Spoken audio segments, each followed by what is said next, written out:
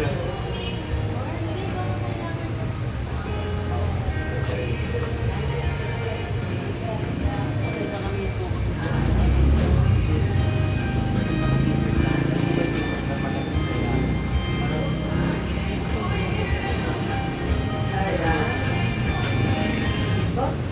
morning po sa bawat isa. So, good morning. Good morning po kayo sa mga katabi nyo. So, good morning.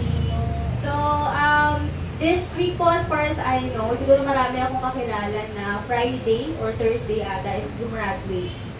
So, meron ba kayong mga kakilala, kapatid, pamangkin, apo, na gumraduate this week or gagraduate for the coming weeks? Wala. Ako, isa po sa Thank You Jesus ko is meron po akong tatlong kakilala or tatlong kamag-anak na gumraduate last Friday. So, isang preschool, shout out sa nanay Ethan. Isang high school, nag-graduate today, Sunday. Then isang elementary, which she graduated last Friday. Then yung dalawa kong pinsan na yun is with honors. So, sobrang praise God naman po sa diligence and hardworking. Hindi lang syempre ng mga pinsan ko, but as well as yung mga kakilala nyo or yung kakilala ng mga nanonood sa atin online who graduated with or without honors. Kasi naniniwala na ako, hindi naman yun ang basehan ng pagiging hardworking mo as student. And hindi lang po natin tinutukoy dito yung mga graduates. So I am also referring to people sa nasa congregation natin who is experiencing transition in life, who is experiencing change or uncertainties in life, especially sa nangyayari po sa panahon natin, no? Napakadaming crisis, napakadaming uncertainties, pero talagang tapat at sapat ang Diyos dahil nandito po tayo lahat. We choose to spend our Sunday morning, our precious Sunday morning sa Hope Church to celebrate the Lord's life. And this week po is, this Sunday is a special Sunday for everyone because ito po ang start ng ating Holy Week. So, next week po is our Easter Sunday. So, meron tayong hinanda para sa bawat isa. So, we are encouraging everyone to invite your friends, especially your family on the coming Sunday. And maaari ko po bang maanyayahan ng bawat isa to stand up and join me in prayer? Thank you.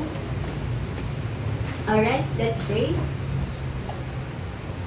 Heavenly Father, Lord, binubuksan po namin ang celebration na to, Jesus, sa pamamagitan ng pagsusurrender namin, Lord, ng aming mind, heart, and soul sa iyo, Panginoon. I pray, Jesus, na linisin mo ang puso, intention, and motives ng bawat isa. Ikaw po, Lord, ang aming iniimbitahan ng Holy Spirit mo, Jesus, sa lugar na to. I pray, Lord, na ma-encounter at ma-experience ko po ng bawat isa. I hope, Jesus, na maging tao, na taong buhay, ang hope na ito, ang pag-asa na ito sa bawat isa.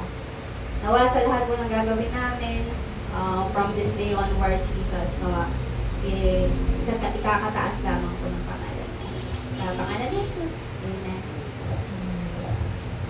Ayan, yan, huwag na po tayo umupo at patuloy natin papurihan ng ating Panginoon. And as I start, regarding, connected na rin siya sa magiging worship natin. Clearly, nothing is impossible with God. And this is my testimony, parang, kailan ba? Nung last time pa. And connected din siya sa mga graduate. It is for my pamangkin na medyo nagiging, talaga siya, nagiging, sabihin natin matigas ang ulo with the parents.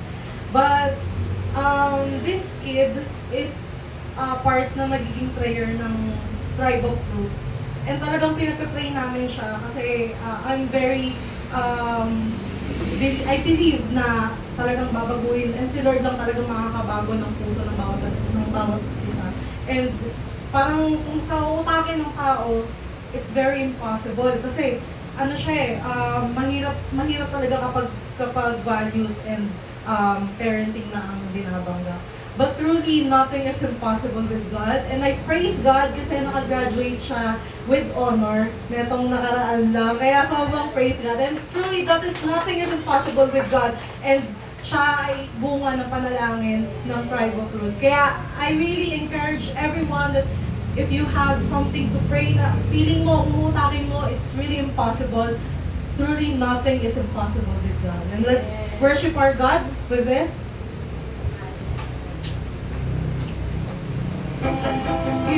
I can do anything.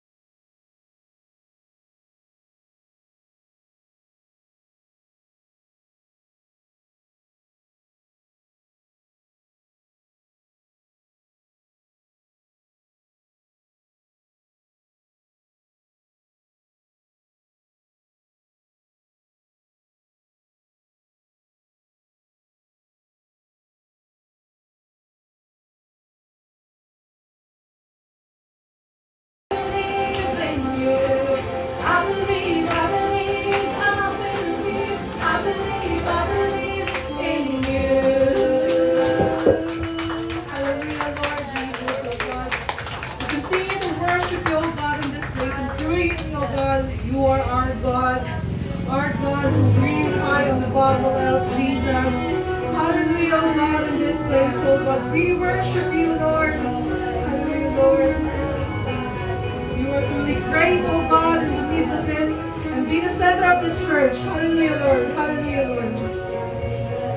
What are you turning to wine? Open the eyes of the blind. There's no one like you. None like you. None like you. And into the darkness you shine. Out of the ashes we rise. There's no one like you. None like you. Our God is greater. Our God is greater. Our God is stronger. God, you are higher than any other. Our God is healer, awesome in power. Our God, our God. So God, Jesus, oh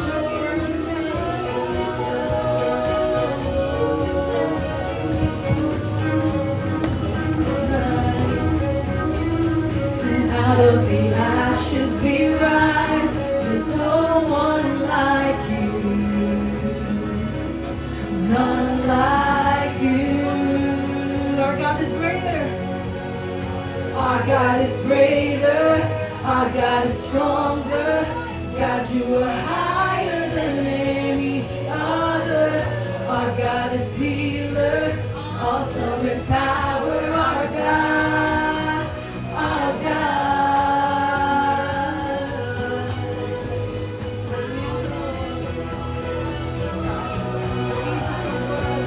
You're greater, oh God. God is healer, awesome in power. Our God, our God. And if our God is for us, then who could ever stop us? And if our God is with us, then what can stand against? And if our God is for us, then who could ever stop us? And if our God is with us, then what can stand against?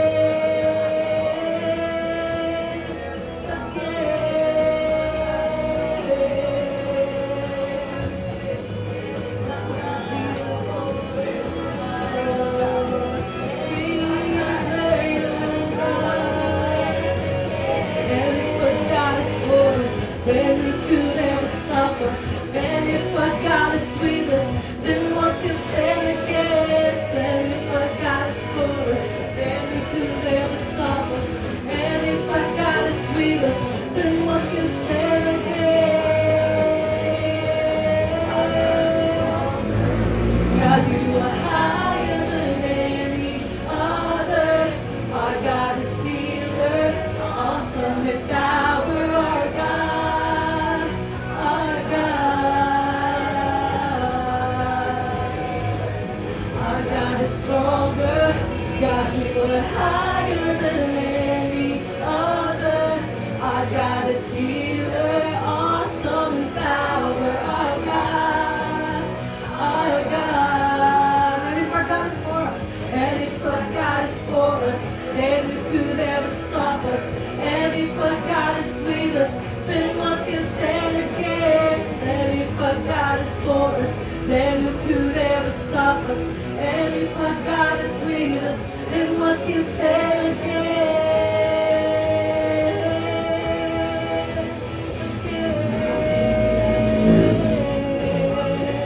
Hallelujah, Lord Jesus, oh God, we worship you, oh God, in this place. Hallelujah, Lord. Truly, oh God, you're mighty to save, Jesus. Hallelujah, Lord. We worship you, oh God, in this place, oh Lord.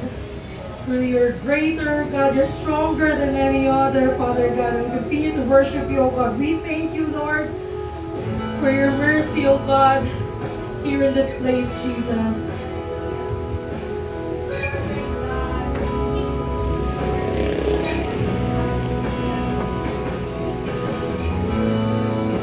Everyone needs compassion, a love that's never failing.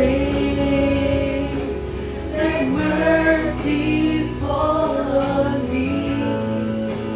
Everyone needs forgiveness, the kindness of a Savior.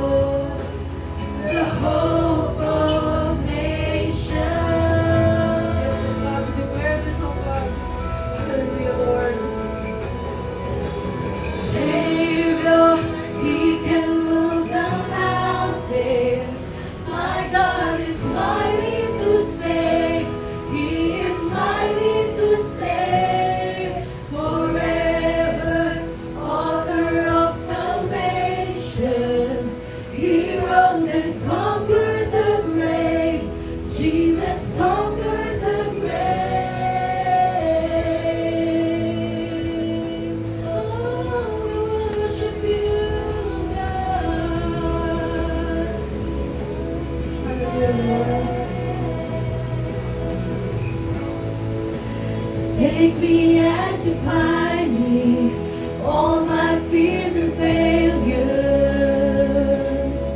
Fill my life again. Give my life to follow and everything I believe in. Now I surrender. I surrender. Yeah. Savior, He can move the mountains. My God is mighty to save. He is mighty to save forever. Author of salvation. He rose and conquered the grave. Jesus conquered the grave. Shine your light in, let the whole world sing. We're singing for the glory of the risen King. Jesus, shine your light in, let the whole world sing. We're singing for the glory of the risen King. Savior, He can move the mountains. My God is mighty to save. He is mighty to save. Savior, He can move the mountains. My God is mighty to save. He is mighty to save forever. Author of salvation. He rose and conquered the grave. Jesus conquered the grave. Savior. Come on, church. Sing with your mouth. Hallelujah. It's mighty to save. He is mighty to save forever. Author of salvation. He rose and conquered the grave. Jesus conquered the grave. Shine your light in, let the whole world see. Listen to this. We're singing for the glory of the risen King. Jesus, shine your light in, let the whole world see. We're singing for the glory of the risen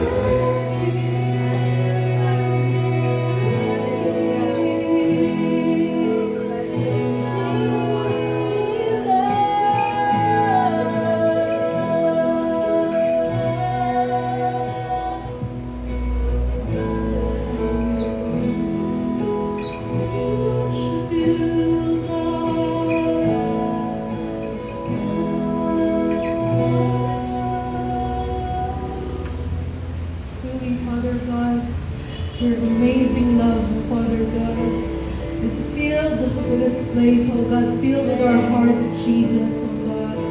And as we sing, oh God, hallelujah.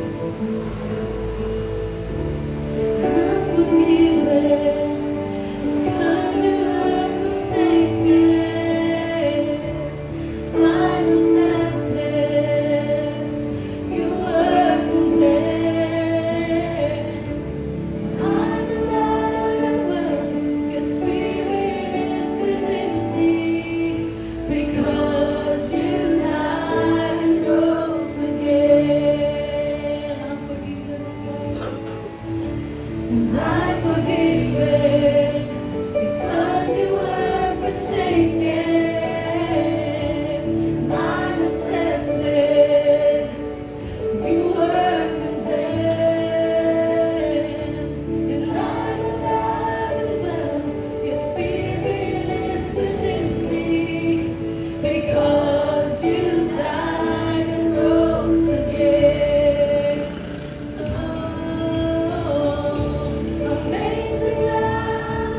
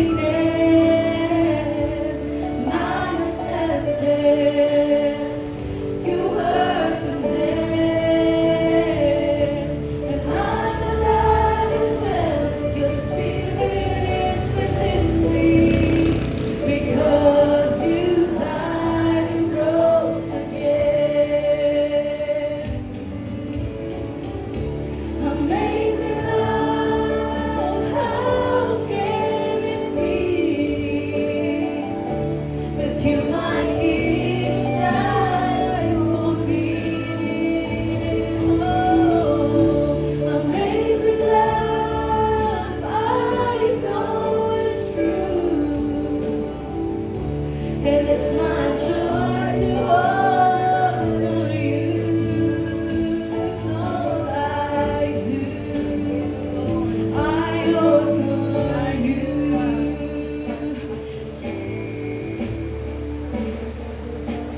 Jesus, you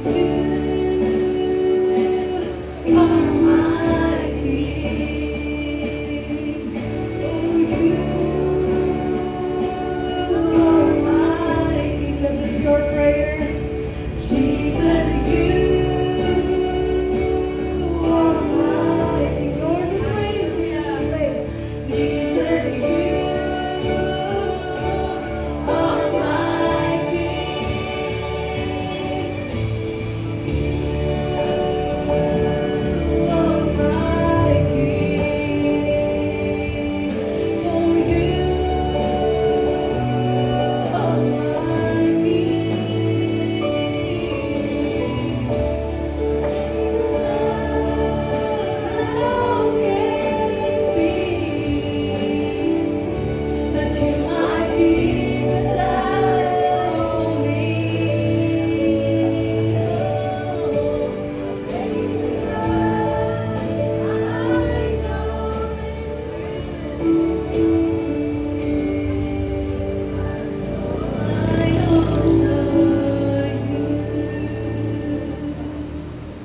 Yes, Jesus, oh Father God. Thank you, Lord. Thank you, Lord.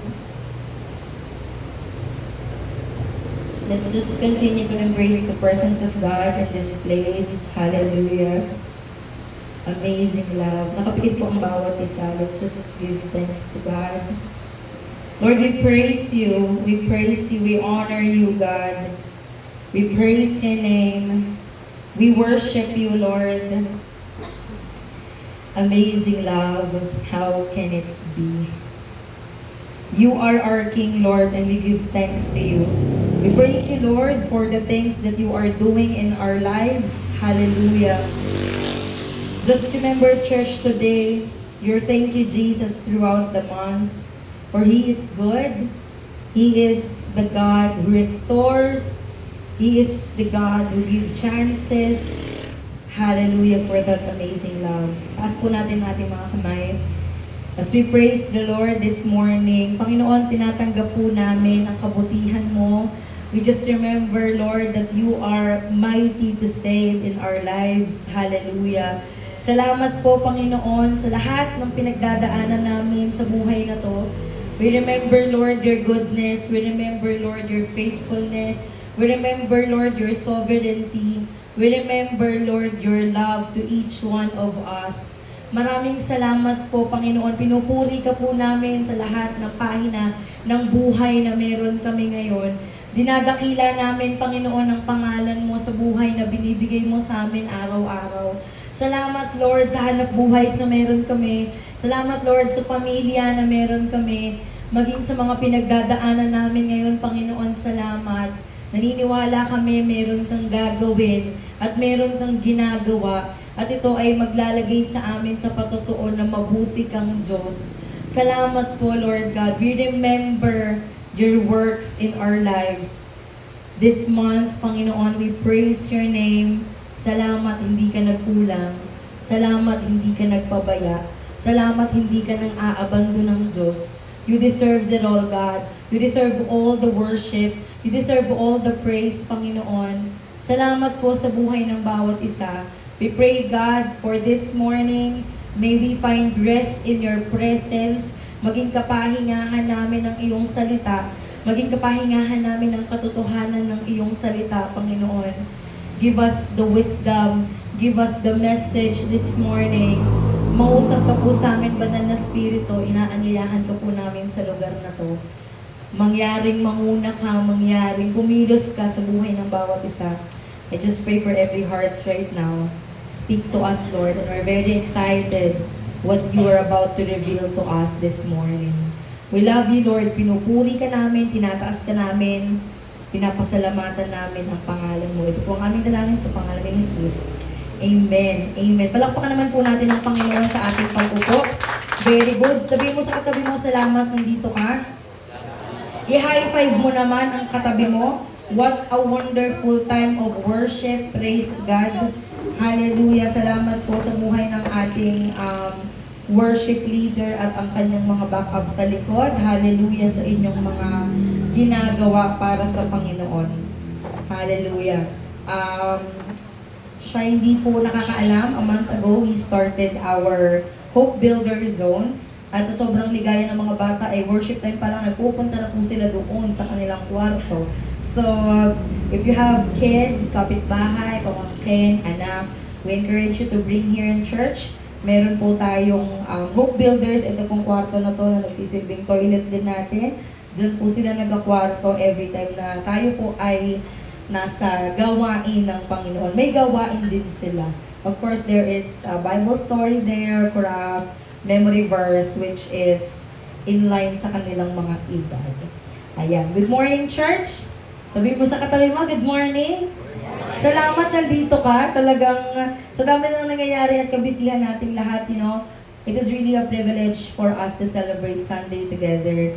And once again, we are the church that loves God, makes disciples, and brings hope and purpose through Him. Wala pong ibang tibok ng puso ang Hope Church kundi magdala ng pag-ibig na nagmumula sa Diyos, pag-asa at layunin sa buhay po nating lahat. And we are ready for the Word. Amen. Amen. We're ready for the Word. Hallelujah. Napakabilis po ng panahon. Sa hindi po nakakaalam, we are now in the last Sunday of the month. Napakabilis. Talagang yun na yun. Dami nangyari. Tapos na pala yun agad, no? So, we are now in the last Sunday of the month. Hallelujah. Napakabuti ng Panginoon. Kanina nagsishare si Kathy tsaka si Zoe ng mga thank you Jesus nila. Hindi man po kayo makakapagbahagi sa harap, but I'd like to encourage you to remember what God did sa inyong lahat, sa buhay ng bawat isa throughout the month. Dahil po mabuti ang Panginoon, ang bilis po talaga ng panahon. At just a quick recap, sa mga nandito po ng buong buwan, we've seen the beautiful life of Peter. So sa 4 na linggo pong nagdaan, wala tayong ibang pinag-usapan kundi ang buhay ni Pedro. We talked about can we be restored when we sink? At nakita po natin ang sagot na oo dahil mabuti ang Diyos. Palakpakan po natin ang Panginoon. Hallelujah! Ang Diyos ay nagbabago ng buhay ng mga nalulunod. Ano pa po? We even talked about the keys of the kingdom, kung saan pinagkatiwala ng Panginoon ang susi kay Pedro na siyang binibigay din po sa atin.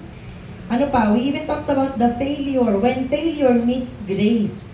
Ayan, kung ang kahinaan natin ay kinakatagpo ng pagpapala ng Diyos, nakita natin na walang kamalian kung ang Diyos ang ating kasama sa buhay na to. What a joy! Praise the Lord! At yung panghuli po, last week, ano po yung pinag-usapan natin? We talked about the measure of true love. True love that is honest, serves, and sacrificial. Hallelujah. Huling linggo na po ngayon ng buwan na to, and it's actually our Thanksgiving Sunday. Kaya po, kanina pa nag-share ng mga thank you Jesus itong mga ito. And again, I'd like to encourage you to remember what God did to you. Please do remember how God is good. Mamaya po, sama-sama natin yung dadalhin sa Panginoon. Madaming ginagawa ang Lord sa buhay nating lahat. Tama po ba?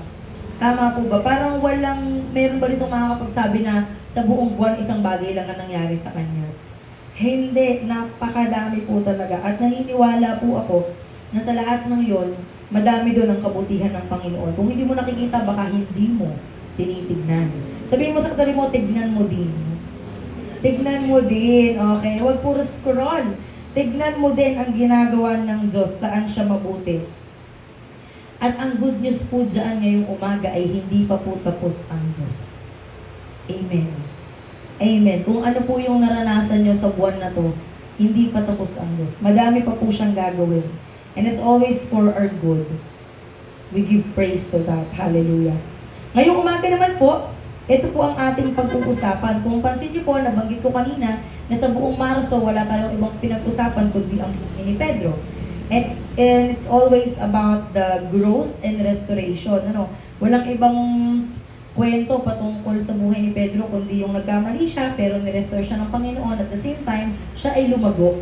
So nakita natin sa buhay niya na hindi lamang natatapos sa pagkakamali or sa kahinaan. Yung restoration na ginawa sa kanya ng Diyos, merong pagbabago at merong pag-angat sa buhay. God restores and uses imperfect people. And lahat po tayo parang kagaya ni Pedro dahil hindi tayo ginagamit o tinatawag ng Diyos dahil ikaw ay perfecto or hindi dahil ikaw ay hindi nagkakamali. No? Ngayong umaga po, we will be talking about when restoration becomes revival. Praise the Lord. Mahaba po ang teksto natin ngayon. It's on Acts chapter 2, verse 14 to 41. So, bibigyan ko na lang po kayo ng kwento. Pero ito po ay sadya kung hindi i-flash sa ating PowerPoint for you to read your Bible. Okay? Lagi ko pong sinasabi yan, magbasa po tayo ng Biblia. When restoration becomes revival, kapag ang pagbangon ay naging pagbabalik loob. Okay? Na sa tuwing bumabangon ka, may bagong nangyayari. Ngayong umaga po, nais ko po kayong bigyan ng summary ng text natin ngayong umaga. So, mahaba po again yung Acts 2, 14 to 41, pero ang summary po niyan ay yung pag-share ni Peter sa iba't ibang lugar. So, kung pansin nyo, dun po sa mga nabanggit kong mga message na pinag-aralan natin the previous weeks, nakita natin kung paano dininay si Jesus, kung paano siya nag-feeling na malakas, hindi naman pala, kung paano siyang nalunod, kung paano siyang nagkamali, tapos tinulungan siya ng Diyos. Ngayong umaga po na to, ito pong Acts 2 ay patungkol po sa tumayo si Pedro kasama ang ibang mga apostol na na pinaliwanag po niya. Salamat naman. Kala ko ano na ako dito? Ano na ako dito? Pinaliwanag sa mga tao ang nangyari noong araw ng Pentecostes. So ito po yung pagbabahagi ni Peter ng good news to other people. Nilinaw niya na hindi lasing ang mga alagad. Kasi nung pong panahon na yon, ang kwento po, makikita mo rin talagang biblical eh. Nung panahon po ng Pentecost, si Peter po ay nagsishare. May ibang tao pong humuhusga nandito. To si Isabel, lasing yung mga yan. Ang sabi po ni Peter, hindi lasing. Bakit hindi lasing? Nakalagay po sa Bible, chapter 2, verse 14 to 15. Hindi lasing kasi 9 a.m. pa lang. So kahit pala sa Bible, ang pagkakainom ay panggabi pala talaga. Sabi kasi doon, natawa ko nung inaaral ko hindi pwedeng lasing dahil alas 9 pa lang ng umaga. Kundi natupad ang propesiya ng propeta Joel. So sa panahon po na yon, nagbabahagi si Peter ng mga natutunan niya sa iba't ibang mga teachers. At kinorek niya yung mga tao na hindi kwentong lasing yun, alas 9 pa lang, walang nag-iinom. Okay? So ang nangyari, kinukwento ni Peter sa mga tao ang gawa ng banal na spirito. Ipinahayag ni Pedro ang tungkol kay Jesus, na siya ang ipinadala ng Diyos. Gumawa siya ng himala, ngunit ipinako sa krus at pinatay ng mga tao. So, kinukwento yon ni Peter. Gayon pa man, siya ay muling binuhay ng Diyos. At ito ay ang pinatunayan ng mga apostol. Okay? Ipinakita ni Pedro na si Jesucristo ang Panginoon gaya ng pinapahayag sa kasulatan. So, nang marinig ito ng mga tao, sila ay nakadama ng pagsisisi. Nagtanong ang mga tao, anong gagawin? O sige, naniniwala na kami sa sinasabi mo, anong dapat gawin? Dito binahagi ni Pedro yung patungkol sa bautismo o yung tinatawag nating baptism. Okay? So nagsisi mga tao, nagtanong anong dapat nilang gawin. Sinabi ni Pedro, una, magsisi ka. So ito yung repentance na tinatawag. Pagkatapos mong magsisi, magpabautismo ka sa pangalan ni Jesucristo para sa kapatawaran ng iyong kasalanan. At of course, salvation. Tatanggapin mo ang kaloob ng banal na spirito. Sa araw na yon, humigit kumulang, ito po yung tinuro natin nung 2 weeks ago. Ilan yung na-save ni Peter? Ilan yung na-sharean niya? 3,000. Okay, humigit kumulang 3,000 ang nabautismuhan at naniwala sa Panginoon. At sila ay naging bahagi ng tagasunod ni Kristo. Sa makatuwid, itong awit 2 or Acts 2. Ito po yung panahong nagbahagi si Peter ng magandang balita matapos siyang i-restore ng Panginoon. Naalala niyo yung nung dininay ni Peter, anong ginawa ni Jesus? Ilang tanong din sinabi yung, do you love me? Tatlong beses din sinabi ni Jesus yung feed my sheep. Okay? So, sa bawat tanong ni Kristo, do you love me? Merong kaukulan na dapat gawin. At makikita po natin dito, tinupad naman talaga ni Peter. Ginawa niya, kaya siya nag-share. Indeed, makikita natin sa pagtatapos natin ng buhay ni Pedro, ngayong linggo po na ito, hindi natapos sa pagkakamali ang buhay niya. Hindi rin natapos sa pagbabago. Meron siyang takdang aralin na dapat gawin. At sa biyaya pa rin ng Panginoon, ginawa niya po ito. Balik tayo sa pag-uusapan natin ngayon. When restoration becomes revival. You know, church, there are moments in our lives we might feel na tapos na. Sa tuwing nakakaranas ka ng pagsubok or mga bagay na masasabi mong kahinaan mo, may mga pagkakataon na iisipin natin or madali sa ating isipin, wala na to. Final na, wala na talaga to, wala na yon. Peter knew that feeling. Alam ni Pedro yung ganong pakiramdam na parang wala na tong kakahinatnan, wala na to. And this was the man who boldly said, I will never deny you. I will never deny you, Lord. Yet in one night, he denied Jesus 3 times. He went from confidence to collapse, from boldness to brokenness. In Luke chapter 22:61 to 62, when the rooster crowd and Jesus looked at him, Peter wept bitterly. Ito po yung umiyak si Peter, diba? Kasi narinig ni Jesus na dinideny siya. Hindi ko kilala yan. Hindi ako kaisa dyan. That moment could have defined his life forever. Highlight ng buhay ngayon. Pero pansin nyo po, again, I'd like to encourage you to remember, hindi lang yung thank you Jesus nyo, pero yung masasabi niya sa buhay nyong pinagdaanan yung pinakamalupit. Okay? Naniniwala ko lahat kayo may maiisip na pinagdaanan nyo sa buhay na masasabi mong pinakamahirap na akala mo wala nang pag-asang matapos. Or parang naisip mo nun walang way out. Pero congrats, nandito ka ngayon, naka-makeup, nakaayos, nakabihis. Why? God is good. Yung minsan akala mong yun na yun. Yung minsan akala mo wala nang buhay after nito. Hindi ko na kaya. Yan, yung mga nakakaranas ng walling type of struggle in life na talagang parang kung hindi ka nag-walling, magno-notes ka sa Facebook, mga millennial, ayaw ko na. Ayaw na yan siya. Di ba mga garang? Gusto nang tumigil, gusto nang sumuko. But then, hindi yon ang katapusan ng kwento ng buhay mo. Kaya ka nandito. And that is the good news. Failure is not final when Jesus stepped in. Uulit at uulitin ko po yan. Siguro iyan yung isang bagay na hindi ako magsasawang ibahagi dito sa harap.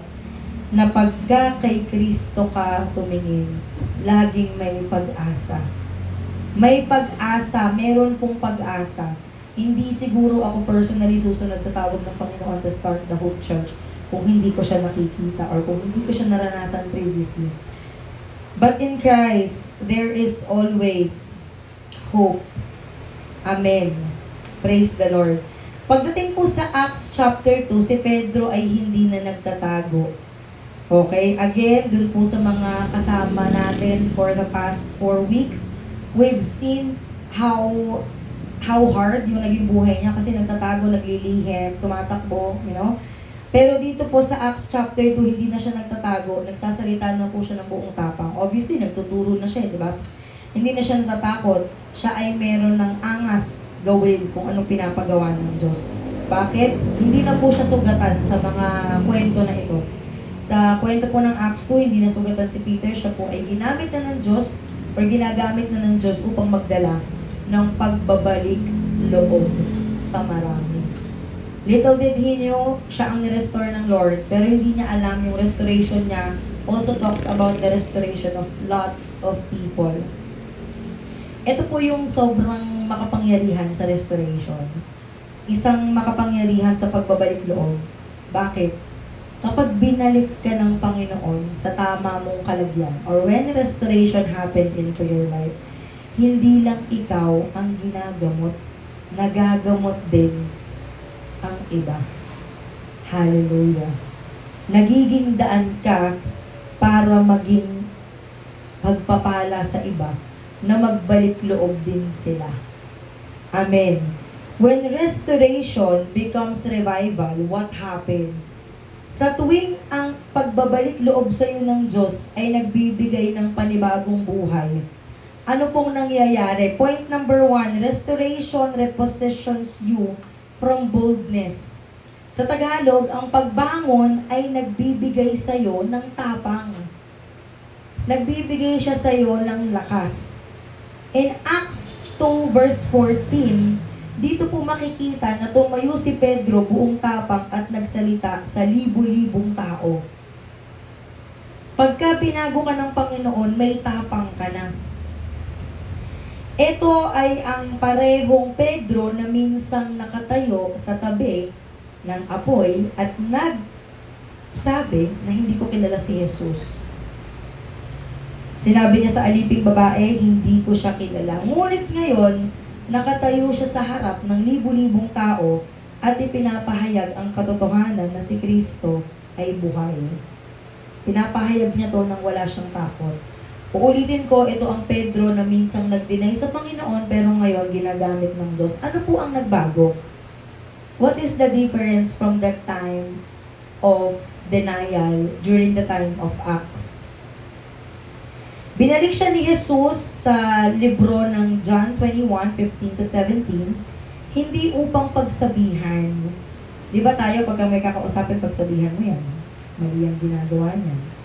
Pero pagdating kay Kristo, hindi lang upang pagsabihan, kundi upang muling ipaalala na alagaan mo ang aking mga tupa. Di ba napag-usapan po natin previous weeks that kung paanong 3 beses dininay ni Peter si Jesus, in the same way, 3 times din niyang tinanong, do you love me? Tapos lahat yun may kaukulan na feed my sheep. Feed my sheep, feed my sheep. Yun pala ang healing process din para kay Peter. Hindi dahil sa mga asal ang Diyos na 3 beses dininay, 3 beses din tinanong. Hindi po ganon. Hindi lang pinatawad ng Diyos si Pedro, inayos niya ang kanyang posisyon. Makikita natin mula sa pagkabigo, biglang sa pamumuno. Nakita natin na mula sa ipagkaila niya ang Diyos, biglang nagpapahayag siya. Mula sa panahon na takot siya, ngayon matapang na siya. So, restoration repositions you from boldness. Binabago ng Diyos yung lakas ng loob mong dating mahina, lumalakas. Kahit nga sa faith di ba dati pagka may nalaman ka sa sarili mong may something, physically, ay nervous ka na. Talaga, no? May makapaka lang ng something, may cancer na yata ako. Di ba? Meron lang konting ubo, ang tagal mawala. Ako, TB na to. Pero when you exercise your faith, it gives you the strength to hold on. Kanino ka nananalangin? Kanino ka nagtitiwala? Kanino ka umaasa?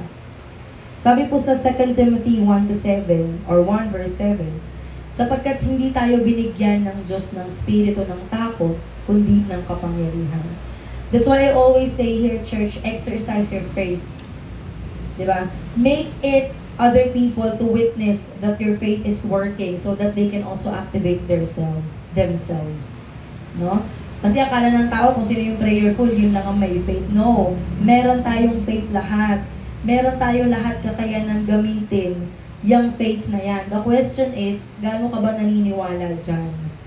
Diba? Yung mga bagay na kala mo imposible, sa Panginoon may katugunan yan. Ang pagbabalik loob ay hindi lang nagtatanggal ng nakaraan. The restoration that comes from the Lord doesn't just erase your past, but it also open your future. Hallelujah. Hallelujah. Sa Panginoon may tinatanaw tayong buhay na higit pa sa iyong nakaraan. That's why we keep on telling here that your failure can never define what God has promised into your life. Hindi matatabunan ng nakaraan mo na pangit yung pangako ng Diyos sa'yo. The question is, naniniwala ka ba? Naniniwala ka ba? Kasi pwedeng, ganda na sinasabi ni PM, talaga naman. But the thing is, do you believe? Doon tayo magkakatalong. Naniniwala ka ba doon? Kasi may mga bagay na pwedeng naririnig mo lang pero you don't believe to it. Meron namang iba, hindi mo naririnig, pero strongly believer ka nun. Maraming tao ang iniisip na hindi sila karapat-dapat. Di ba? Palagi ko minsan yun ang pabigat sa pagpapractice natin ng faith. Yung bang pakiramdam mo hindi ka karapat-dapat, bakit? Kasi makasalanan ka. Ito ang tanong ko sa inyo, sino bang dapat? Kung ang pag-uusapan natin ay hindi ako karapat-dapat, sino bang dapat? Meron ba? Wala naman talaga. Wala naman talagang karapat-dapat sa atin, ni isa man. Sinasabi po sa Efeso chapter 2 verse 8 to 10, dahil sa biyaya ng Diyos, niligtas kayo nang sumampalataya kayo kay Kristo. Kaloob ito ng Diyos at hindi galing sa inyo. Hindi ito nakasalalay sa mabuti niyong gawa. So it's not really about your good works. It's not even the time that you are being kind to other people. No. Ito ay hindi nakasalalay sa mabuti niyong gawa para walang maipagmalaki ang sino man sa inyo. Nilikha tayo ng Diyos at sa pakikipag-isa natin kay Hesukristo, binigyan niya tayo ng bagong buhay para gumawa tayo ng kabutihan na noon pa'y itinalaga na ng Diyos sa atin. It is the message all about, it's about grace that we have been saved through faith. No? Not by works, but by the power of Christ, so that no one can boast. Alam ng Diyos na nature natin magyabang no? Sino rito yung mga hambog? Natatawa talaga. Lahat tayo may kanya-kanyang pages ng kahambugan sa buhay natin. Pero pagdating sa pagiging anak ng Diyos, make it something that we can boast about. You know? Yun ang iyabang natin na anak mo ng Diyos. Yung makikita ng tao na parang si Kristo, namatay lang sa'yo, na lahat ng pagpapala na sa'yo. And if that's the case of us sharing it to other people, why not? Why not? By the grace of God, your life can be one of the reason why people see the hope. Alam mo yung hindi ka naman kagandahan, hindi ka naman kagwapuhan, pero ang buhay mo ay nagdadala ng pag-asa sa taong hindi rin naman kagandahan, hindi rin naman kagwapuhan. But the message of it is that, how do you let your life bring hope to people? Sino po may gusto nun? Taas kamay. Daluyan ka ng pagpapala. Amen. Diba? Ang sarap ng ganon. Daluyan ka ng pag-asa. At kanino nang gagaling yung nagfu-fuel up sa'yo? Sabi sa kanta, daluyan ng pag-asa kung kailan ay hinahon. Pag-ibig mo'y laan sa amin noon hanggang ngayon, dakila ka. Dakila po ang Diyos.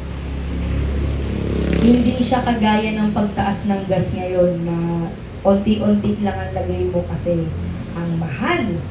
Ang mahal.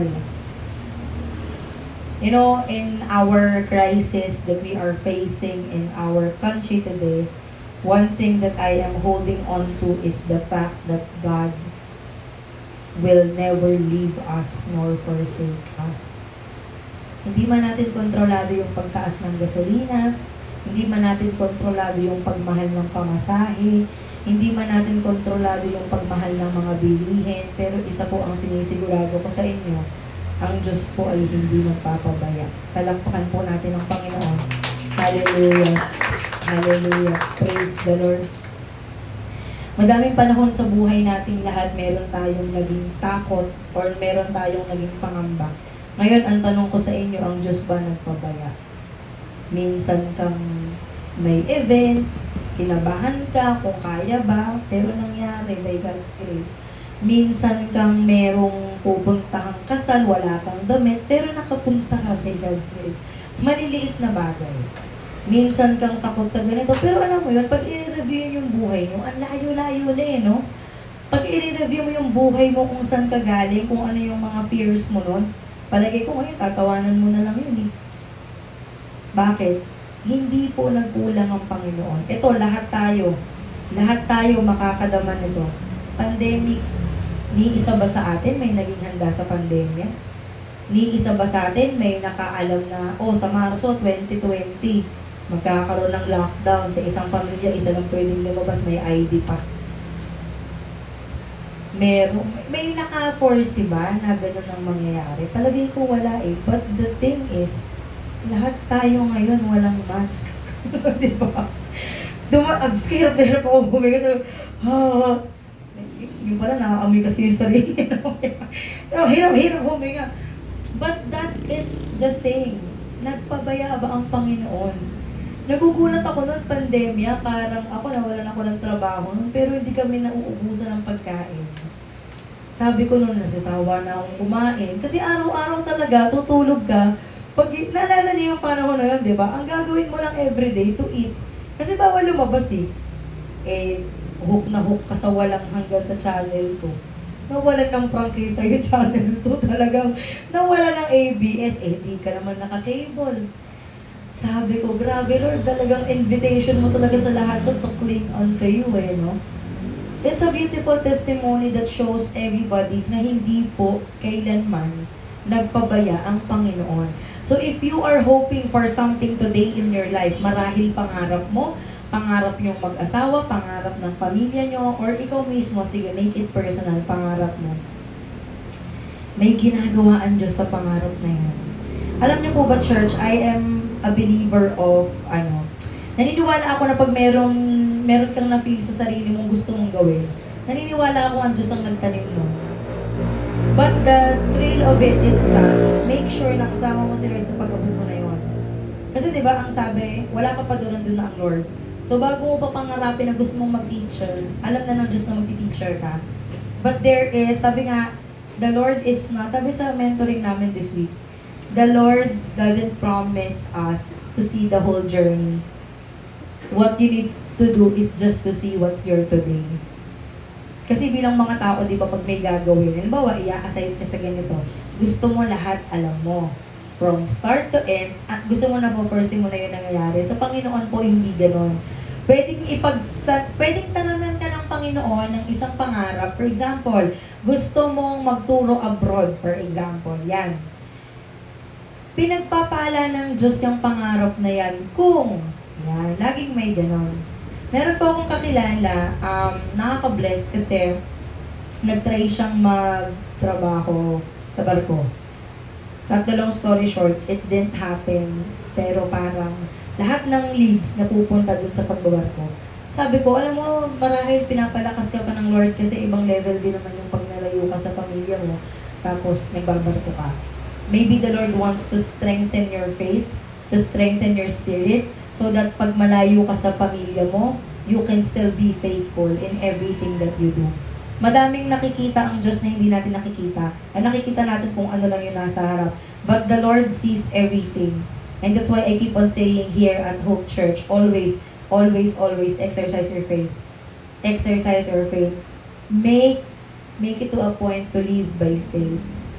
Hindi kasi isipin mo, karamihan sa atin may hanap buhay. Bakit? Pinagpapala tayo ng Diyos ng lakas, karunungan. Kung tanggalin ng Diyos yan, makakapagtrabaho ka. Kung hindi ka palakasin ng Diyos, makakapag-isip ka ng tama. That's why one of my favorite worship song is the song, Praise God from whom all blessings flow. Lahat yun galing sa Panginoon. Kaya ka may bagong damit, pinagpala ka ng Diyos ng pambili. Okay? Kaya ka may social media account, pinagpala ka ng Diyos ng device. Recently po na pag-uusapan namin na grabe kasi season nga ng mga graduation ngayon na ay grabe mga regalo sa mga bata, mga cellphone. Naalala ko sa akin ang regalo nun, cellphone, pero yung I can't do that, yung binibili sa palengke. Yung dipindot, yung laruan lang, no? Mga bata ngayon, iPad, ang regalo, ay grabe talaga. Yung life group ko, isang beses nagpunta sa Power Mac, graduate yung grade 6. Ang regalo, iPhone 14. Forever honor. Grabe po talaga ngayon. Grabe talaga. Pero, the Lord is faithful. The Lord is faithful. He is able to give what you need exactly the way that He knew. More than you know. Huwag kang umasta na parang akala mo, mas alam mo ang kailangan mo kaysa sa Diyos. Doon babagsak yung pagtiwala tayo sa Panginoon. Yung tapang mo na sumunod sa agos ng ginagawa niya. Kampante ka dahil alam mong mabuti siya. Hindi man lumagay sa kung paano mo gusto ngayon, that's okay. There is hope in Christ. That's why napakahalaga nung marunong tayong kumalma, marunong tayong tumiwala sa Panginoon, marunong at may kakayanan kang kumampante sa ginagawa niya. Pagka po ako nakaka-receive ng message saying, pag-pray mo, ganyan-ganyan, pag-pray mo naman, yan. Oo, pinagpe-pray ko yun. Pero aside po doon, lagi kong sinasabi, oh Lord, it's your time to shine. Mga gano'n. Patunayan mo dito na nagpapagaling ka. Patunayan mo dito tumutugon ka. Maya-maya, praise God. Ganto, ganyan. Good news. Ganyan. May ginagawa po ang Diyos. Magandang mapag-usapan din to dahil lahat ng tao tutok doon ngayon dahil again, it's our celebration of Holy Week, di ba? Pero again, kahit po hindi Holy Week po ang Diyos at may ginagawa po ang Diyos sa buhay ng bawat isa sa atin. Wala po tayong maipagmamayabang, lahat po ito ay pagpapala ng Panginoon. Wala sa ating makakapagtaas noon na sasabihin, para sa akin lang yun dahil mabuti ako. Again, God works in our lives not because we are good, but because He is good. Pangalawa po, restoration rekindles your message about Jesus. Hallelujah. Sa buhay po ni Peter, makikita natin na ang pagbangon ay ang pagpapalinaw ng mensahe tungkol kay Jesus. Pag binago ka ng Panginoon, may testimony ka. Tama? Ako, abangan niyo po next week, meron po tayong mga magte-testimony kung paano ang Diyos ay mabuti sa kanila. Bilang tayo po ay magse-celebrate ng Resurrection Sunday. Ang buhay mo, pag walang kwento, walang kwenta. Walang kwenta ang buhay na walang kwento. Kaya nga minsan tawang-tawa ko yung mami ko pag sinasabi ko, magkakasama kami ni ganito, magkakasama kami ni ganito, magkakasama kami ni ganito. Ang tanong niya, kayo ba hindi nauubusan ng pinag-uusapan? Kasi nga, ang buhay ay may kwenta. Kaya ganon. Kaya nagsasama-sama kasi ang kwento meron. Okay? So, when Peter begins to preach in Acts chapter 2, meron po akong gustong manotice nating lahat na napakahalaga. Yung restoration, it rekindles our story or our message about Jesus. But it's so amazing that when Acts chapter 2 happened, we can see here that Peter doesn't talk about himself. Hindi siya nag-uusap tungkol sa sarili niya. Hindi niya pinagtatanggol yung nakaraan niya. Tapos na yun. Okay? Nung nagkukwento si Peter sa Acts chapter 2, hindi niya hinahangaan ang kanyang sarili. Hindi siya kwentong barbero na kwento mo yan, syempre ikaw bida. Diba? Sa atin, kwento mo yan, syempre ikaw kapid dyan. Kwento mo yan, syempre ikaw bida dyan. Pero sa panahon po na si Pedro ay nagkukwento sa mga tao sa Acts chapter 2, siya ay naglalahad tungkol kay Jesus. He shared the story about Jesus, about the death of Jesus, and the resurrection of Jesus. Si Jesus bilang Panginoon at Mesiyas or Messiah. Ito pong Acts chapter 2, nangyari po ito after ng resurrection. So nabuhay na pong magmuli si Jesus sa story na to. And dahil nangyari na ngayon, nakukwento ni Peter sa mga tao that Jesus is alive, He died, and He rose again after 3 days, and He is the Son of the living God. Ginawa ng Diyos ito dahil hindi lang para ma-restore si Peter, pero para magdala ng restoration sa kapwa niya. Ano pa? Ang isang pusong nagbalik loob ay nagbubunga ng malinaw na mensahe. Kaya di ba when we have this relationship with the Lord, lagi tayong may testimony. Or it's easy for us to really rely on something na hindi pa nangyayari. It's easy for us to say, no, pag-pray mo naman, sana ganito. Pinagpe-pray ko na ganito, sana. We are finding our hope in this God. Noon si Pedro ay nagsasalita ng padalos-dalos. Minsang mali, di ba? Puro yabang di ba? Where you go, I'll go. Mapaprison, mapakamatayan, sasamahan kita. Eh, nung nagkagulo na, anong nangyari? Dininay niya si Jesus, hindi lang isa, hindi lang dalawa. 3 beses, di ba? Ngayon, ang kanyang mga salita ay puno ng Spirit of the Lord and really always talks about Jesus. Always about Jesus. In 1 Corinthians chapter 2 verse 2, sabi po doon, I resolve to know nothing except Jesus Christ. Biblically speaking, in every single thing that's happening into our lives, supposedly always talk about Jesus Christ.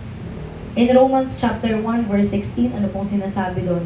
The gospel is the power of God for salvation. Kaya po tayo may Biblia. Kaya po tayo may buhay na salita ng Panginoon. Because the truth is, when God restores you, He doesn't just change your life. He clarifies your message. Hallelujah. Pag binago ng Diyos ang buhay mo, hindi lang siya gagawa ng bagay na ikakabago o ikakabuti ng buhay mo. Pati mensahe mo ipapaayos niya or aayusin niya. Bakit? Bakit natin sinasabi ngayon that God is able to clarify your message? Nung ako po ay graduate ng college 2016, ang dami kong tinrabaho na hindi inline sa teaching. Ang una ko pong trabaho ay taga-tupik ng bulletin sa church. Naging taga-kanaw din ako ng kape. Naging taga-gawa din ako ng report. Naging taga-bilang din ako ng offering. Naging coordinator din ako ng convention. Naging assistant or replacement teacher din ako sa LJ. And so many more. Nakulang na lang po lagi kong binibiro maging gwardya ako sa LJ or sa TMCC. That is our home church. Pero nung time na nag-pandemic, ang testimony ko po kasi doon, kahit sa pandemya, tumutugon ng Diyos. Dahil pandemya po pinanganak ng Lord ang MNV, Tutorial Services, to MNV Learning Center ngayon, praise God. He clarifies the message na parang, okay. Kaya ko pala pinagdaanan yun kasi. Okay. Kaya ko pala pinagdaanan yun kasi ganito. Dati ako gumagawa ng bulletin sa church kasi ako pala ang gagawa ng mga unang posting sa MNB. Kanino ko iaasa yun? Di naman ako marunong gumawa nun kung hindi ko pinagdaanan yun. Okay, kaya pala ako nag-secretary kasi ang dami ko palang pagdadaanan that's in line with secretary work. Hindi ko naman forte yun kasi ang tinapos ko, Bachelor of Elementary Education. The Lord widen your horizon in such a way that you don't know. And that's okay. What makes it powerful is that when He clarifies your message, maa-amaze ka na lang na, okay, kaya pala nangyari yun. Di ba kayo may mga ganun din kayong kwentong buti na lang? Kaya pala. May mga divine intervention. Di ba? Parang si Zoe, dapat may mentoring kami nung Thursday. Tapos biglang nag-online na lang kami. Nung gabi, sabi niya, buti na lang, di ka tumuloy, may strike pala. Di ba? Yung mga ganong, okay, kaya pala online tayo ngayon. That is the beautiful divine appointment of Christ in our lives. Hindi mo alam, pero alam na ng Diyos. He clarifies your message. And you stop talking about everything else. You start pointing people to Jesus. Ang dali naman niyang gawin kung talagang antibok ng puso mo ay para kay Kristo. Simpleng nagkukwentuhan lang kayo, pero you will end up in pag-pray mo. Hopefully, pinagpe-pray ko nga. Sana. We know who are we giving the trust. Alam natin kung kanino natin pinagkakatiwala yung tiwala natin. And never ever place it to someone because if it's just tiwala on your, kapwa mo tao, mababali yan. Diba? Lahat tayo prone makabali ng ganon. Kahit sino pa yan, kahit asawa mo yan, kahit kaibigan mo yan matalik, kahit boyfriend, girlfriend mo yan, kahit kapamilya mo yan. Simple lang, sasabihin, uwi ng 10, anong oras umuwi? 1 a.m. Diba? Sasabihin, dito na lang tayo. Last minute, magbabago. Okay? Hindi natin mapagkakatiwalaan talaga sa madalas na pagkakataon. Even yung mga little things sa atin. But what I'm trying to say is that always, always, always give our full trust in Christ alone. Kay Jesus lang. Panghuli po, restoration releases revival in others. Ang pagbangon ay nagdudulot ng pagbalik loob sa iba. Ito po yung sinasabi ko sa inyo kanina that when God restore you, it doesn't just about you. It is also about pagbabalik loob ng ibang tao. In Acts chapter 2 verse 37, the people were cut to the heart. And by verse 41, about 3,000 souls were saved. Pag-isipan niyo po ito, the man who once denied Jesus in front of few people is now leading thousands to Jesus in one moment. That's revival. And it began with one restored life.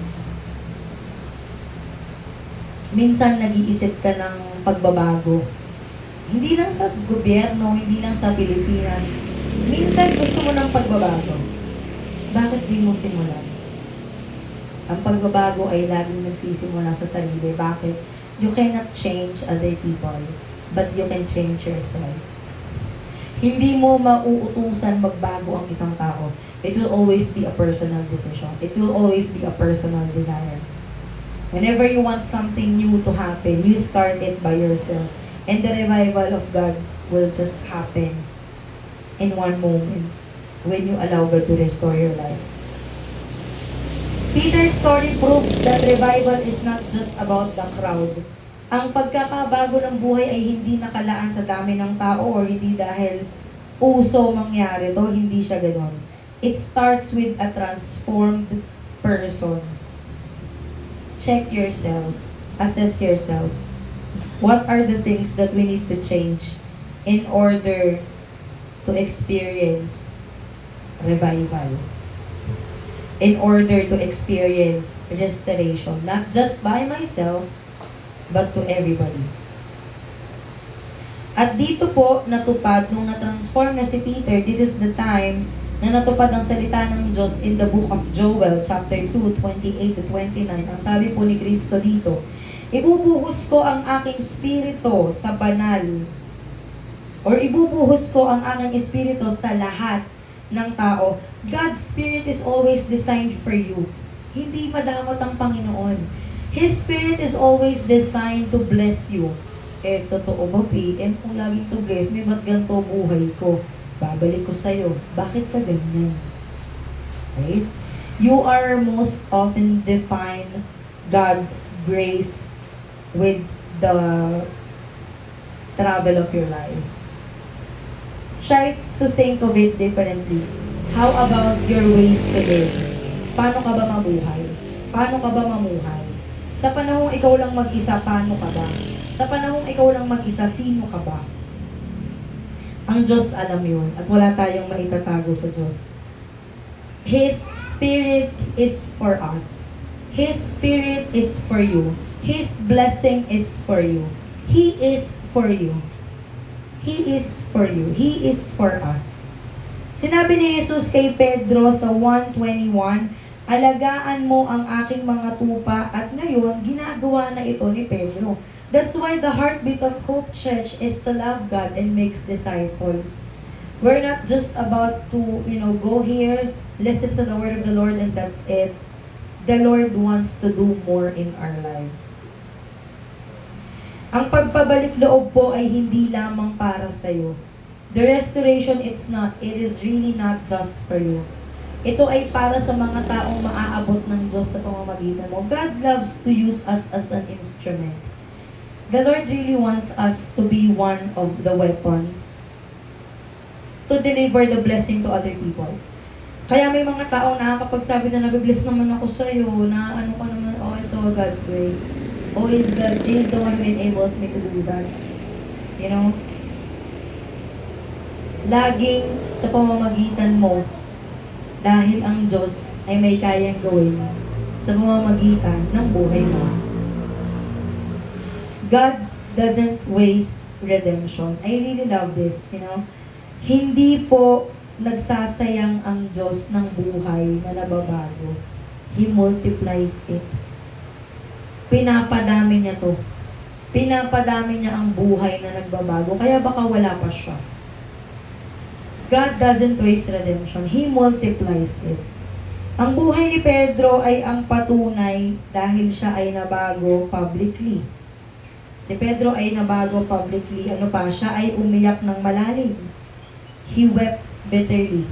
Siya ay bumalik ang loob sa Diyos at ginamit ng makapangyarihang paraan. Ang pagbabalik loob po ay hindi ang wakas. Kung papaanong last Sunday we talked about failure is not the end. One thing that I'd like to share with you as well is that restoration is not the end. Pagka nagkamali ka, na-restore ka ng Panginoon, hindi pa din doon ang tapos. Dahil ginagamit ng Diyos yung kwento mo para maging pagpapala sa iba. Hindi ka nagkaroon ng pinagdadaanan na wala lang para lang may thrill yung buhay mo. It is for other people to be blessed with that story. Hindi wakas ang pagbabalik loob. Ito ang simula ng paglaganap ng Espiritu ng Diyos. The story that you have in your life is the start where God will move freely into the life of other people. Kaya ang tanong po para sa atin ngayon, paano kung ang iyong pagkabigo ay ang siyang lugar na nais gamitin ng Diyos? What if your failure is the way that God will do something to bless other people? Paano naman kung yung kahinaan mo ay ang magiging lupa kung saan magsisimula ang palaganap ng banal na Espiritu? What if your weakness is the message to other people? Sapagkat ang parehong Diyos na nagbalik loob kay Pedro ay siya ring Diyos na magbabalik loob sa iyo ngayon. It's not the end. It's not final. Examine your life. Dalangin ko after ng celebration na to, maisip mo, ano ba binabago sa akin ng Diyos? Ano ba yung kwento ng buhay ko na gustong gamitin ng Diyos na maging instrumento para sa iba? Nagkamali tayong lahat. Amen. Minsan, hindi man kagaya ni Peter, pero marahil dininay natin ng Diyos sa ibang paraan. Worse is baka hindi ka aware na dininay mo siya. Amen. Or you feel disqualified. Hindi ako ubra dyan. Hindi ako pwede dyan. You know, gusto ko lang pong i-share sa inyo. Ito ay isang buhay na patotoo. Si Dayan po, ang isa sa aking life group, nung kami ay nagpe-pray ng mga role sa Hope Church, si Dayan ang isa sa ang gusto ay ginagawa ay yung kumbaga ayon lang sa kakayanan niya kasi siya po ay talagang mahiyain. Kahit yung pagpunta sa Hope Builders, hindi niya gusto kasi nga mahina po ang kanyang loob. Natatakot siya baka daw magkamali siya, ganyan. Kumbaga mahina ang kumpiyansa sa sarili. So sabi ko sa kanya, go, it's okay. The Lord will change your heart. It's okay. Ako naman po sa tuwing may ginagawa dito ang life group ko hindi naman po ako namimilit. Dahil ako'y naniniwala ang Diyos ang nagbabago ng puso. Isang linggo po, siguro mga last month to yata, no? Biglang dumikit sa akin si Zoe. Binulungan ako na sa ate Gaya nagturo sa Hope Builders. Sabi ko, ano siya nagturo? Tapos natawa ko. Sabi ko, okay. The following week kinakausap ako. Ate, gusto kong ganito, ganyan. Ngayon, nasa series siya ng mentoring for teaching sa akin. And just this week, gumawa siya ng sarili niyang PowerPoint para sa Hope Builders. Gumawa ng sarili niyang craft. Nagpa-check sa akin kung okay ba itong memory verse na to, ganyan. The Lord is the one who changed the heart of people. And one thing that is, kumbaga nagpapa-fuel up sa akin ng pagsunod ko sa Panginoon dahil may tinatawag po ang Diyos. Ang Hands of Hope or ang mga workers ay nagsimula po ng pito kami. Ngayon po 10 na kami. Praise the Lord. May kumausap sa akin last week, si Teacher Maggie, sabi niya, PM, gusto ko pong maglingkod kay Lord. Hindi po ako, nakaupo lang. Gusto ko pong may gawin. And what's the reason why I'm sharing this? Kasi hindi tayo makakapagsalita na hindi ako pwedeng gamitin ng Panginoon, nagkamali ako eh. Hindi ako pwedeng gamitin ng Panginoon kasi paiba-iba emosyon ko eh. Hindi ako pwedeng gamitin ng Panginoon kasi dininay ko siya eh. Hear this out. Jesus is not finished with you. I'm sharing this in Line of Hope Church, but the Lord is also able to use you into your work space. Marahil yung kala mo sa trabaho, pumapasok ka lang kasi para kumita ng pera. Hindi po yun ang design ng Lord na kumita lang ng pera. The Lord wants us to be a blessing. That's why I always say, where you are, that's your church. Where you are, that's your ministry. Kung paano ka sa asawa mo, ministry mo yan. Kung paano ka sa in-laws mo, ministry mo yan. Kung paano ka sa katrabaho mo, ministry mo yan. Bakit? We are portraying who Christ is in our lives so that other people may also be restored, not just you. Restoration is available and the revival can begin with you. Restoration is available and the revival can begin with you. When God restores life, fear turns into boldness. Confusion turns into clarity. One life turns into thousands changed.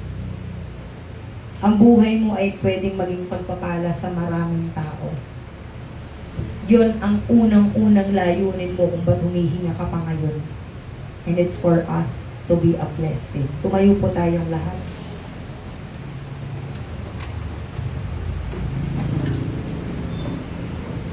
Nakapikit po ang bawat isa. When restoration becomes real, revival becomes possible. Uulitin ko po. When restoration becomes real, revival becomes possible. Wala pong imposible sa Panginoon. Hindi tatanungin ng Diyos anong klaseng buhay meron ka para magamit ka niya. Hindi nagtatanong or mag-iisip ang Diyos anong kakayanan mo para gamitin ka niya. He is not finished with you, and the revival can begin with you.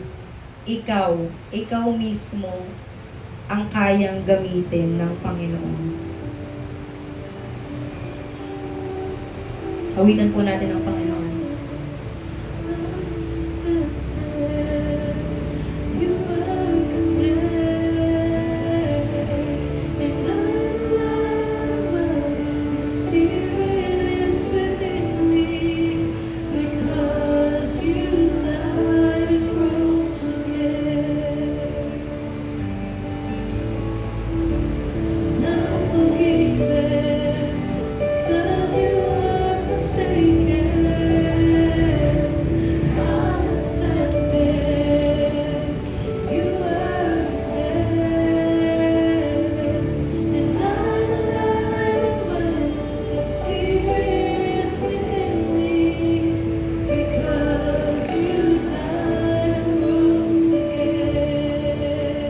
Let's declare amazing love.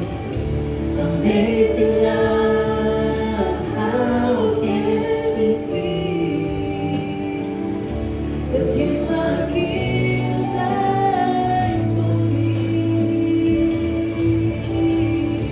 Amazing love, I know it's true, and it's my joy to honor you in all I do. I honor you. Hallelujah. Ngayong linggo po na to, it is our Thanksgiving Sunday. And as we give thanks to God, I want you to remember your thank you, Jesus, for the whole month. It could be like you celebrated your birthday. It could be like nag-celebrate ng anniversary, nagpagaling, answered prayer, even the unanswered prayer yet, we can give thanks to that to God. because He is doing something. Why? Because there is amazing love.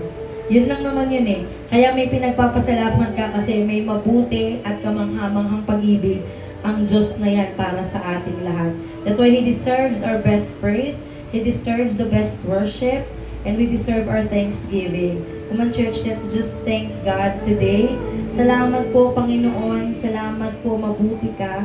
Salamat po sa panibagong buhay. Salamat po sa panibagong taon. Salamat po sa panibagong anibersaryo na binigay mo. Salamat sa kagalingan mo. Salamat, Panginoon, dahil Ikaw ang nagbabago ng buhay. Salamat, Lord, dahil sa iyo meron kaming pagbabagong buhay. Salamat po sa grasya mo. Salamat po na pwede kaming dumepende sa iyo. Salamat po, Panginoon, dahil mabuti ka. Salamat po dahil nakakamangha ang pag-ibig mo, Panginoon. Maraming salamat po. Nakataas po ang kamay ng bawat isa. Let's just thank God and declare that God is our King. You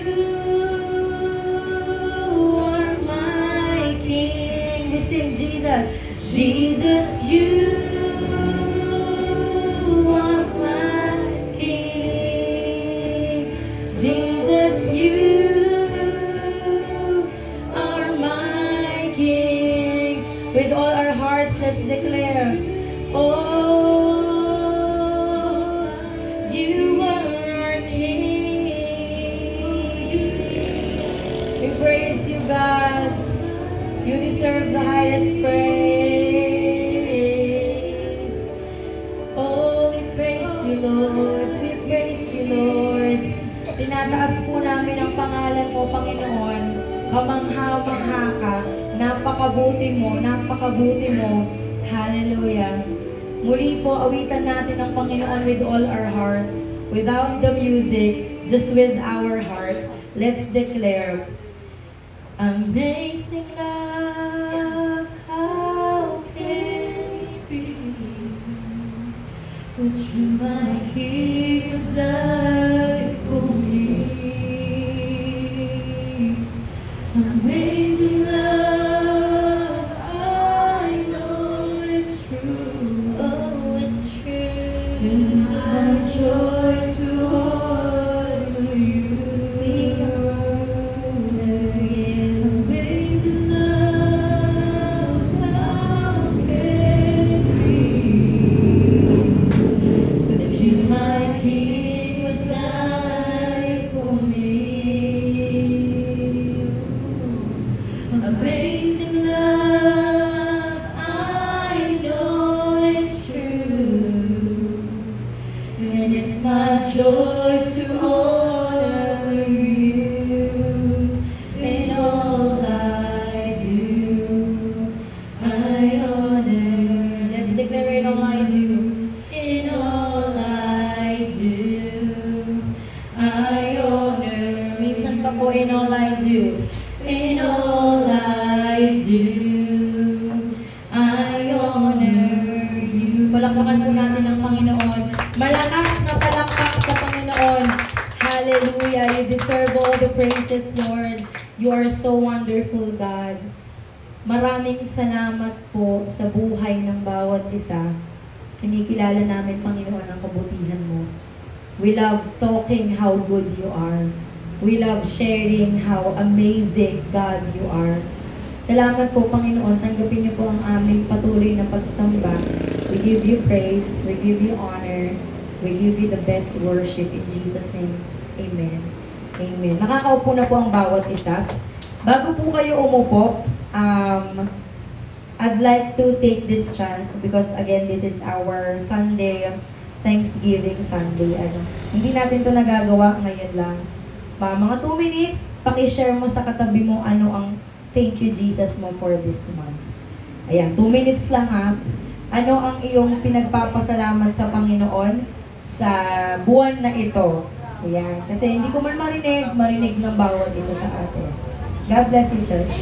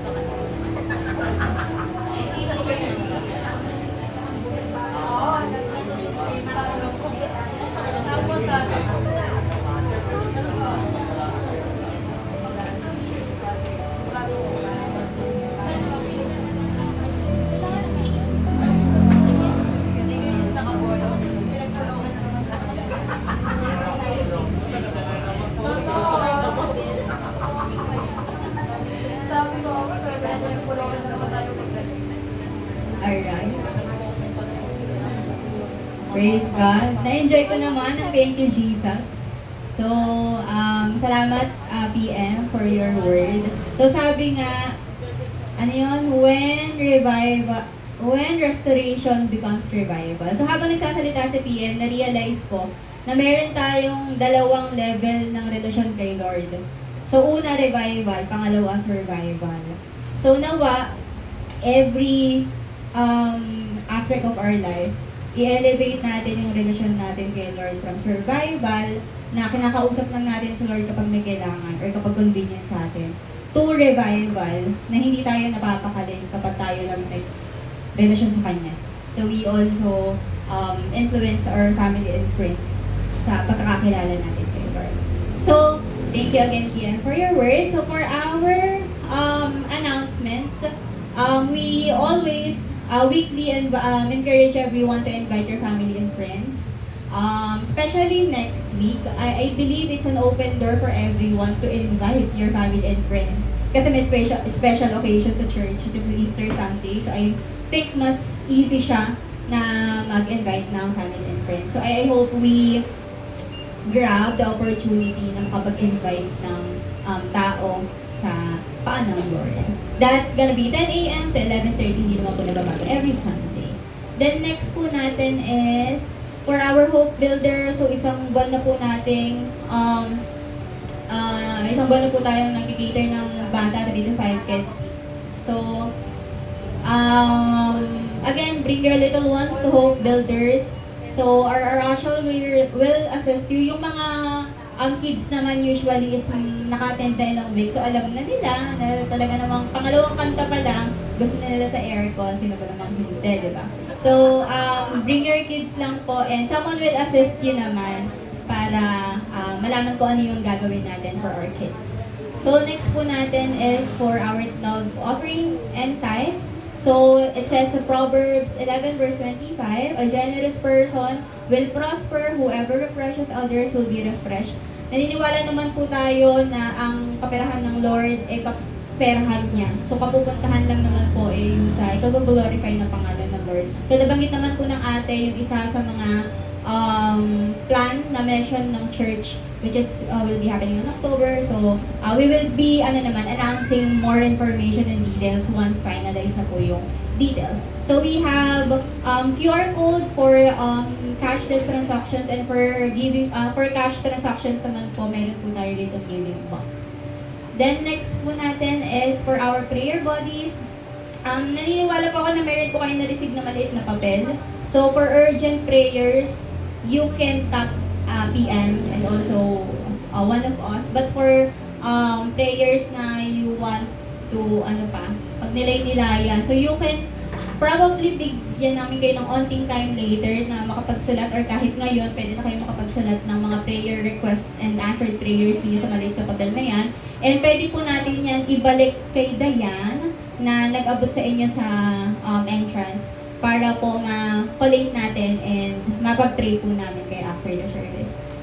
Then, lastly po is our Hope page. So, running na po to. So, isa at kalahating buwan na.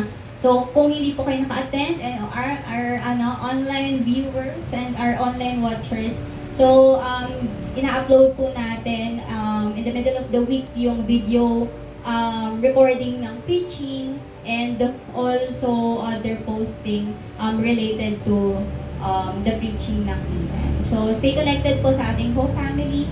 And our special announcement, Resurrection plus Communion, next Sunday, April 5, 2026. So, join our celebration. We plan additional part of the service next Sunday. So, may mga testimonies, videos, at kung ano-ano pa po. So, we are excited na makasama po namin kayo next week for our celebration. And yun lang po. Thank you. So, as always, read your Bible and spend time with prayer family. Happy Sunday po.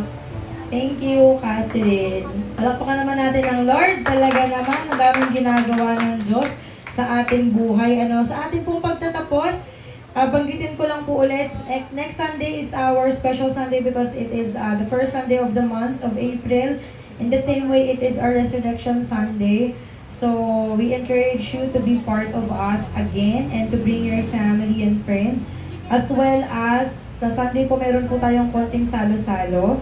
So, napagsasalo-saluhan of course, dahil po buhay po si Kristo, ipagdiriwang po natin yan ng sama-sama. So, once again, bago ko po kayo i-bless with God's prayer, again, read your Bible, spend time with your family, and be intentional in being a blessing to other people. Tumayo po tayong lahat. Taas po natin ang ating mga kamay as we receive God's blessing this morning. The Lord bless you. The Lord keep you. Make His face shine upon you and be gracious to you. The Lord bless you with His favor. The Lord bless the work of your hands. The Lord bless your family with abundance, with protection, with love. The Lord bless your work with strength and joy. The Lord bless your heart and faith.